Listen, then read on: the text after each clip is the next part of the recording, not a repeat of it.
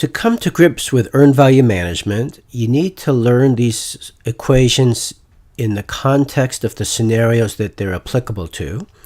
And so it helps to name the scenarios. And this naming here is arbitrary, but this is what I call them. Scenario 1 is where we assume that we're going to revert to plan and continue on at a CPI of 1.0. Scenario 2A is where we assume that the CPI that we've experienced up until this point in time is going to continue on or persist throughout the remainder of the project. Scenario 2B is where we assume that the CPI and the SPI both persist. And scenario 3 is the TCPI, the Two Complete Performance Index, which is a cost performance index for the remaining work required in order to achieve any given EAC that we choose to target. Now we're going to do some drills to help practice recognizing the different scenarios. What scenario is this? Well, this is scenario 2A, where we see that the CPI persists. So we had a CPI of 1.7 up until now, and we're going to project that it's going to continue at that same value throughout the remainder of the project. And for this scenario, the EAC is equal to the budgeted completion divided by the CPI. So there's a single CPI applicable for the whole project, and we can influence the BAC by that single CPI. All right, what scenario is this?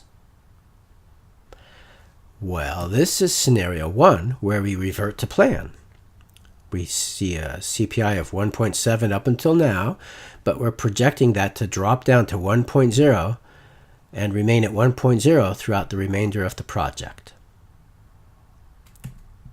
And for this scenario, the EAC is the actual cost plus this very special term, BAC minus EV, which is the value of the remaining work. BAC is the value of the entire project. EV is the value of the work completed. So the difference is the value of the remaining work. And since we're projecting to complete that just at its estimated cost, where the CPI equals 1.0, we can see how that term is the estimate to complete. And of course, the EAC is always equal to the actual cost plus the estimate to complete. So that term there is the estimate to complete. The BAC minus the EV is the estimate to complete. Under this assumption, under this scenario where we continue on plan. All right. Now, what scenario is this? Well, this is scenario 2B, where the CPI and the SPI both persist.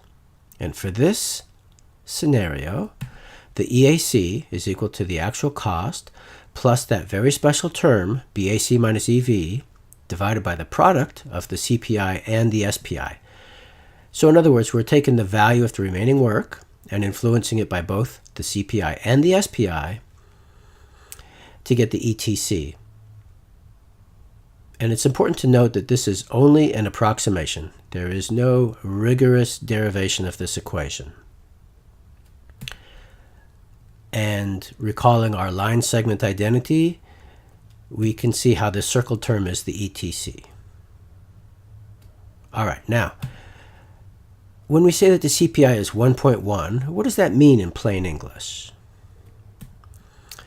Well, remember that the CPI is equal to EV over AC.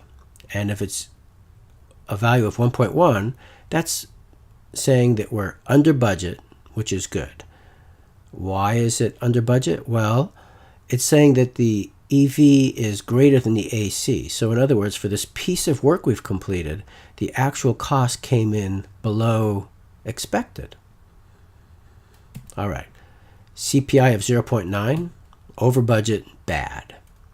SPI 0.9 in English. Well, it means we're behind schedule, which is bad. Recall that the SPI is equal to EV over PV. And if it's a value of 0.9, it's saying that at this point in time, we had expected to get more work completed than what we've actually completed. Behind schedule, bad. SPI 1.15, ahead of schedule, good. CPI of 0.35, way over budget. Very bad. Now, if the CPI is 1.05 and the SPI is 0.97, it's a lot to keep in your head, but what it's saying is we're running slightly under budget, which is good, and we're running slightly behind schedule, which is bad. SPI of 1.02 and a CPI of 0.88. In English, please. Well, this is saying that we're running slightly ahead of schedule, and we're over budget. Ahead of schedule, good. Over budget, bad. So it's a good idea to practice these drills until this stuff is just instinctive. And then when you're doing earned value management practice questions, you'll do much better. This basic stuff here should be second nature, instinctive. So practice this until you've got to that point, and then you'll do much better in the rest of your EVM studies.